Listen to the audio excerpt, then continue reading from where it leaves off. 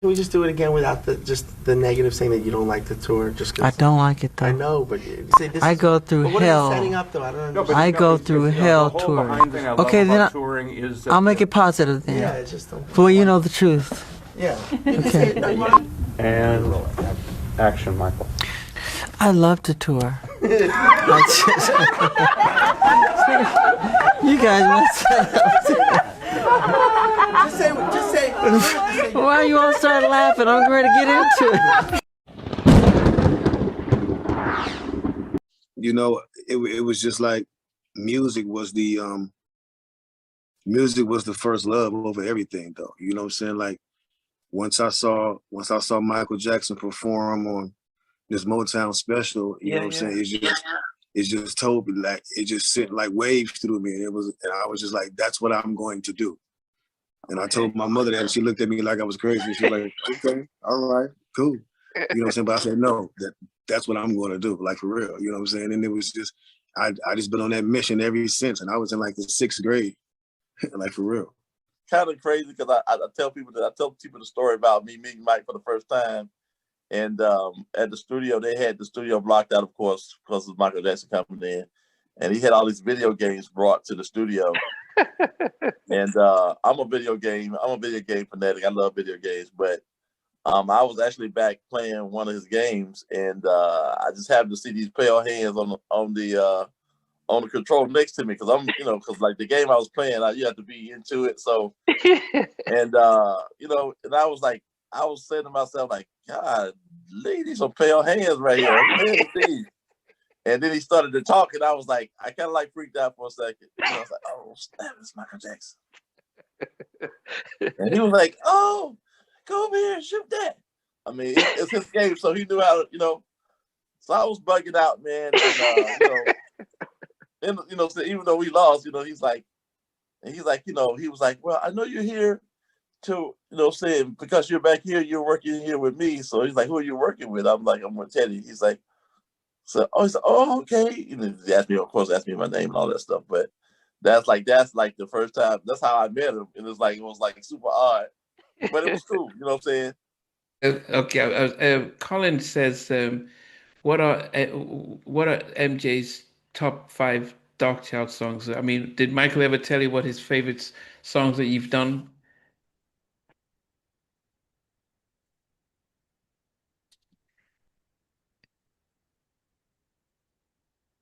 Did he? No, we never really talked about that type of stuff. Like we talked about in the moment, we talked about like In the Club by 50 Cent. You serious? Mike like 50 Cent's delivery, the way he delivered his rap. We talked about Biggie a lot. Mike was a big Biggie fan. And I like This Time Around, when Biggie's rapping This Time Around, and that was off History. And then but Michael talked about like he talked about songs by other people in the different textures of what he liked about the song to make us study. So with me, like he would say, listen to the lush harmonies on How Deep Is Your Love by the Bee Gees.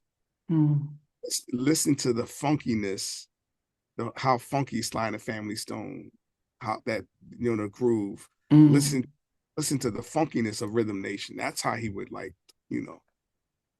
talk. He never really just been like, oh, I love this song, my song, so that was my song. I love the song you did. He never talked like that with me. It was more so he would just point out certain things that he liked about, a person's voice or the bottom end of something or the way the snare hit on something, like that. It's kind of like how he talks. There was a biopic or so, and in it seems that Michael said he loves Prerogative by Bobby Brown. I'm not sure if you heard about. Yeah, I can see. Yeah, that was on his playlist actually. He did Are have you a serious? playlist. Yeah, he had a playlist that he gave me. I probably still have it around here somewhere. Actually, I have a whole DAT case, and I bet you I have it. And on his DAT was like these 10 songs that he would pull like inspiration from. And it was like the Bee Gees, How Deep Is Your Love, My Prerogative, Bobby Brown, the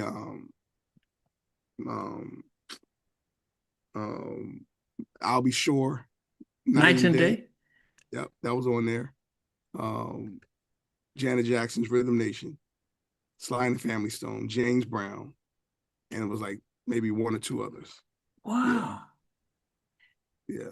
It is funny because Kyle West, when I interviewed him, said that when Teddy heard Night and Day, he says, yeah, that's the Michael Jackson kind of vibe. And so they went for that Michael Jackson vibe. And so the fact that he actually recognized it, and that's wow. Yeah. Okay. Yeah, Colin, he did say that. Okay. Now, Big Mike. Yeah, all right, I'm gonna go for Michael Jackson song, I Can't Help It, written by Stevie Wonder. Oh, okay. Wow, okay. My all-time favorite is Michael Jackson's The Lady in My Life. Just I didn't like that song. You didn't like that song? No, because I felt he was singing about another woman and not me. Oh, okay. Did you guys ever get to meet him or any of the Jacksons? Oh, you did? Yeah, I met him. Yeah. How was that experience? Wow. Oh my God, it was the best experience of my life meeting that man. I always wanted to meet him as a girl, and to have my dream come true and meet him on the Bad Tour was like, oh, the ultimate in my whole career. Yeah. Wow. Outstanding. Did he know of you guys? Yeah, he loved our music. He was just beautiful, humble, funny, and just gorgeous man. Wow. Yeah. Oh goodness.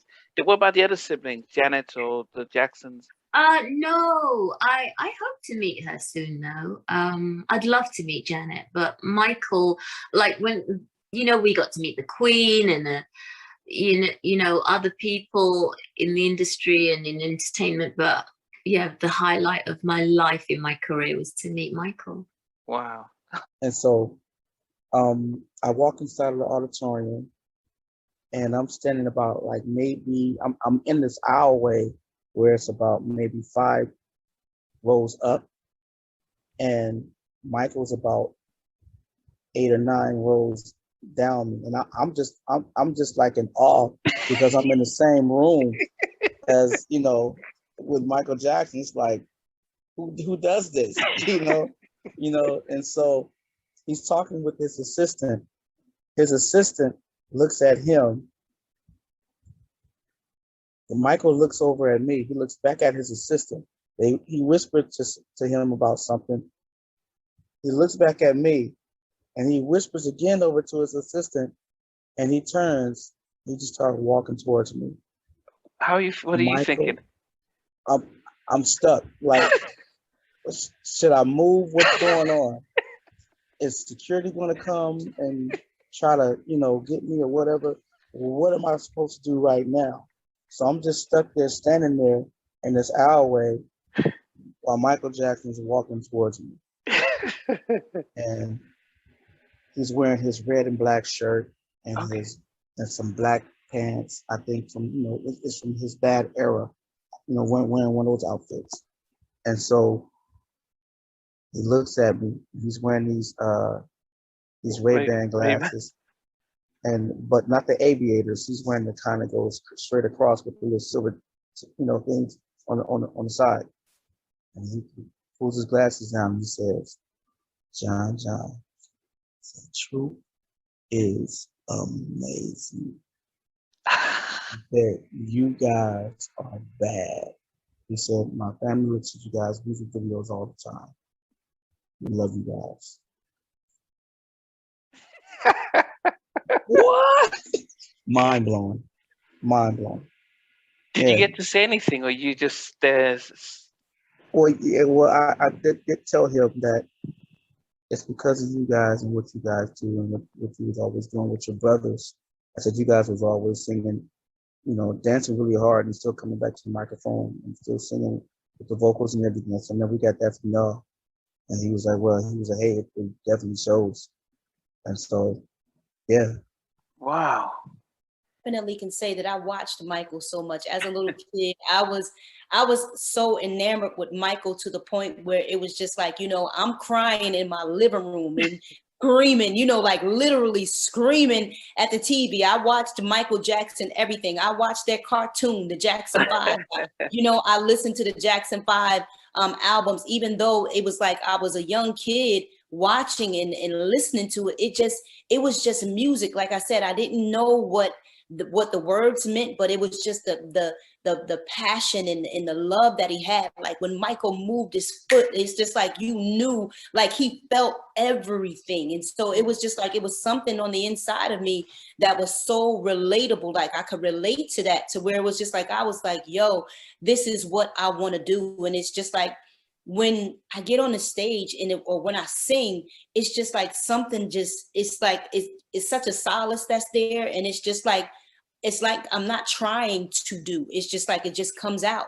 So it's just something that's so natural that God has given to me. And it's just like when I say that I love to perform, and I'm so grateful for being able to, because it's just like it's so becoming of me. It's so me, So it's not something that I'm trying to do. It's just that it just comes out that way. And because I watched Michael so much, it was just that I was able to relate to him. I wasn't trying to be him. As a kid, you mimic. Oh, don't get me wrong. I mimicked everything that he did because I loved what I saw. And it was just the performance, the singing, like you said, the whole package. Yeah. And it was something that I always just wanted to do. It made me, it brought so much more out of me seeing that. But it was just more or less, I can't even front. Michael had always just hands down the one for me. So it was just like whatever he did, it was just like it was like he always circumvented himself. Like it was like Michael always came back with something. So it was like he stayed in our faces, even when Mary was on the scene and when everybody else was on the scene. Michael was so relevant. He was always relevant. He always had that relevancy. Yeah. Did you learn much from the small time you were with him and Bruce? And what did you learn? I mean, most definitely. Bruce, Bruce is Mike, is a genius when it comes to music. Because when we were working on a project, he was doing I thought it was it kind of chuckled me for a minute, because like Ted would play the beat and then Mike would be in the booth and he'd be doing the beatbox thing. So he'd be beating up his chest and dancing and proper feeling it on rhythm, huh? He's feeling it, like really feeling the music. Yeah, man, he would be in the booth and you can, like the mic is on, so it's live. You can hear him. He was doing this thing and he's beating on his chest and just patting his feet, snapping his fingers. Wow. And then he'll say a few words, you know what I'm saying? So Ted was like, you know what I'm saying, he's kind of like trying to put it together, you know what I'm saying, like the words. So that's how he was writing. Oh, so he'll do like that and then he'll use that to start writing the songs?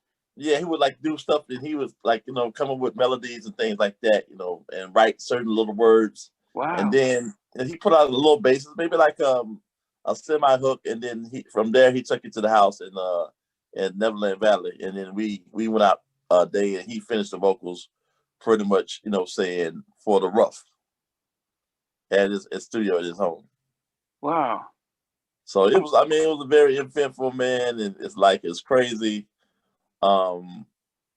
It's crazy that saying I got a chance to work with him, because where I'm from, his mother is actually from, his mother's family is from where I'm from. Okay. In Alabama anyway. And I went to church with like some of his cousins and stuff like that. Yeah. And I never got a chance to tell him, because I just found out, saying the last maybe 3 years that was the case. And I was like, wow, because I found out what his mom's last name was.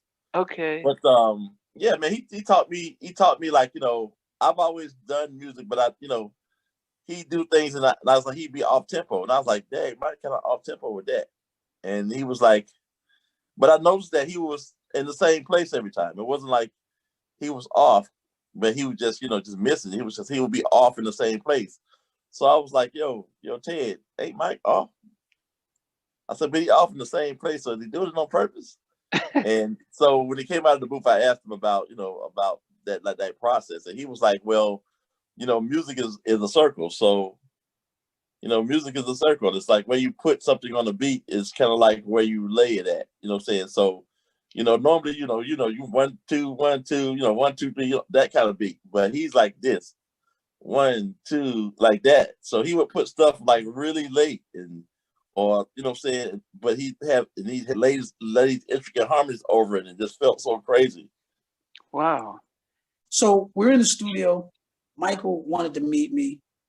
Biggie Smalls was downstairs from us, and Teddy. We were supposed to go on tour, so Mike said, "No, I got to get this album done." So he had the Hit Factory build him a studio on the top floor so Teddy can be there to record this album. They put the studio together in 8 days. Wow. And he spared no expense. So we had round the clock gophers, anything we want to do, you know, because we was rehearsing down the street. Okay. So crazy. So anyway, Mike said, I want to meet your guy. So he wanted to meet me. And that was the highlight for me. Me meeting Michael Jackson. I'm in the room with Michael Jackson. I'm like, right here. Shaking his hand. I'm shaking Mike's hand. He's like talking to me like, and the most interesting thing I saw was he had a guy in the room, right? And this guy sat back and he would write everything that everybody's kind of saying, right? Like say for instance, we was working on a song, Mike would be like humming some ideas, like it's not really a full word. He's like going, summer, and this dude is writing and making sense of that. Wow. So I said to Mike, I said, what? He said, that's how we used to do it back in the day, Motown. We didn't have cassette players. We'd actually have a guy making sense of our stuff. That was incredible for me. That was incredible because when we got finished, the guy said, hey, Mike, was this what you're trying to say? He said, yeah, that's it. That was incredible, man. And not only that, right? So the weirdest thing was, you know, we buy sneakers, right? We sneaker guys. Yeah. So you know, Mike told me he made us turn all the lights out in the studio. All you could see was the lights on the mixing board. And Teddy started playing the track and he started dancing. I mean, he was going in like, he was dancing, like sweating and everything. I was blown away, man. This guy's, he was intense. So he cut these vocals, right? On the song. It was a song for the Addams Family movie. Oh, yeah. So anyway, he cut these vocals. When I tell you these vocals was like, I was like, he didn't like them. He was like, yo, Teddy, sounds good, but it's not that right. Let me take this home. So he took wherever he went, home, and he came back with the vocals. It sounded like the angels came out of the sky. It was so perfect, man. So perfect. I couldn't believe it. I was like, this guy, I couldn't think could get no better than that. Wow. And then after that, we sitting down and he didn't know how to do the bogo, you know. So we was showing him the bogo. Me trying to show Michael the bogo. He was asking me how to dance. I'm like, yo, Mike, what? You asking me? Well, I know how to do this a little bit, you know, that's how you do it, you know. So then he said, hey, so how do you keep your gym shoes clean? I said, Mike, I just go buy new ones, man. You know. So that was an awesome moment, man. You know, it was an awesome moment, man. You know, for him to validate my sound, that meant the world. That was it for me, man. That was, you know. When the Dangerous project came about, did Teddy call you to say we need some songs, or how did? I know you did Joy and Remember. I know about the Joy, but did you get involved in any other things on the Dangerous album? Well, he called myself and Bernard Bell, the only two writers he called to ask, you know, to help him write those songs. We went down there, we wrote songs. I worked on Remember the Time, and I worked on Joy. Those are the two songs I worked on. Michael had recorded some melodies for Joy, but there were no lyrics. I wrote the lyrics. I used, you know, finished off his melody. I don't think he had a melody for the bridge. I'm not sure. But anyway, make a long story short, I did my reference, you know, handed it in and went back home. You know what I mean? And then we found out what stuck and what didn't stick. Okay. And I met Michael Jackson when I was there. I was going to ask you, since you're you know what the crazy thing is? I don't have a photo, and I'm so mad at myself. I don't want to talk about that, but in any case, I had my camera and everything there too, but I was so nervous. No, talk about it. I mean, what did you meet him? I was just so nervous. I just fanned out ridiculously. I was so nervous, and it was brief. But I know he would have taken a picture because he's a professional. He's used to taking pictures. But I kept thinking that since I'm here in a professional capacity, I shouldn't act like that. But I was wrong. I should have asked him for a picture. He would have taken it. Yeah, but in the moment, I mean, you've been a fan since he was in the Jackson 5. What was the first meeting? I could barely speak. I couldn't speak. That's what I'm trying to tell you. I acted really goofy. I'm sure. Was this in New York or LA? It was at the Larrabee studio in LA. Larrabee. Okay. And Bruce Sweeten was there. He was there doing engineering, and that's when Teddy was with Harvey Alston. Okay, yeah, I heard about Harvey. Has a very funny voice. Was John was John Marie there as well? No, John Marie wasn't there. Okay. They had the famous Bruce Sweeten was there. Yeah. And he just passed away recently. Yeah, just passed. Yes. Right. But when you met Mike, did you reach out to shake hands? Did he actually say thanks? Yeah, of course. He was very nice. He was wonderful. But I didn't have that much to say. It seemed like somebody had put tape on my mouth or something. It was a glue on my lips. It was just crazy. I was just looking, and it was like I was scared to look because I couldn't believe I was standing in front of him. It was nuts. It was nuts. I mean, and I guess, you know, you've had you're one of the few people who've actually, you know, recorded him and stuff like that, and we've only been privileged to watch him on TV or maybe luckily at a concert. But the guy behind the scenes, so he's not, you know, he's not playing with chimpanzees. The actual guy in the studio. You know, I mean, the hard. As an engineer and a producer, what was it like for you just seeing that and then learning that and then taking that on compared to when you're working with other artists? Well, like I say, with him, it was like super comfortable because he was like really into the people that were in the room. So like, you know, if other people value your opinion, like, so say I'm Teddy's like a producer. So he like, you know, would ask me little things about, you know, saying what I thought about, you know, what was going on. So I thought that was, you know, saying for me, it was, you know, super fabulous, but I thought it was interesting because, you know, he's Michael Jackson. So I'm a new producer. I'm still kind of new, but I'm like, he really asking me my opinion. And like, you know, he and I kind of hit it off, and like, man, he bought me my first PlayStation. Are you kidding me? Wow. Yeah, man. It's like, so we kind of hit it off, and like, you know, so after we did that, he would always call the studio, and he always asked for Ted. Future? And then he asked for Ted. He always asked for Ted by Theodore, which I thought was hilarious. Oh, Theodore. Then he would laugh about it, and, you know, said, but he knew my voice, which I thought was super cool. And so, you know, and so it's like that whole experience for me was like, you know, saying, after you work with Michael Jackson, you know, saying like, the rest is yeah. I mean, because one of the things I always like to find out is like, what's your people's favorite if they have that one song that, you know, no matter what, I'm just gonna put that on. Yeah. Oh yeah, I got a whole bunch like Michael Jackson songs. Like I got a whole bunch of like those favorites. What like how you put his songs good. What was your favorite one? Rockwood, is that your favorite, Michael? Or no, my favorite one, yeah, but my favorite one is Billie Jean. Okay.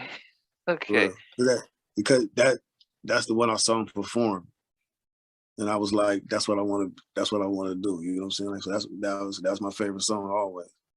Have you ever tried to do a version of it, rapping over sort of samples of that?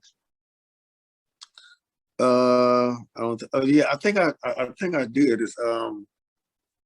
It wasn't that beat, but it was a similar beat to Billie Jean. It was called Hollywood. You know what I'm saying? I did on one of my tapes. Yeah. Has that been released? Yes, yes. They've been really. I have a mixtape series called The Fix Tape, and I believe it came out on the 4th volume. Hey guys, thanks for watching. Thanks for being a part of Halftime Chat. Please remember to subscribe, share, and comment. But most importantly, why don't you become a member of Halftime Chat? We've got amazing videos, amazing perks, and being able to support the channel. But anyway, thanks for watching. Take care. I never participated in that kind of. Hey, and somewhere in between us, or even loving us, on which I didn't miss you with. What was it like growing up? She's still making an impact on 4 houses down. I have a couple of pieces. trying to get this one and that one. That works for you, but just for me, No, okay, you okay. They don't understand what Jonas boys do in all spirits. Play it. These guys, they all work together. I mean, I love all different